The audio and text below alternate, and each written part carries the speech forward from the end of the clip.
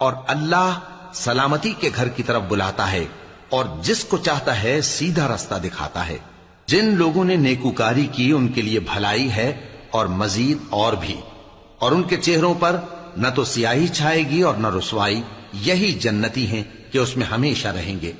اور جنہوں نے برے کام کیے تو برائی کا بدلہ ویسا ہی ہوگا، اور ان کے چہروں پر ذلت چھا جائے گی اور کوئی ان کو اللہ سے بچانے والا نہ ہوگا۔ ان کے چہروں کی سیاہی کا یہ عالم ہوگا کہ ان پر گویا اندھیری رات کے ٹکڑے اڑا دیے گئے ہیں۔ یہی دوزخی ہیں کہ ہمیشہ اس میں رہیں گے۔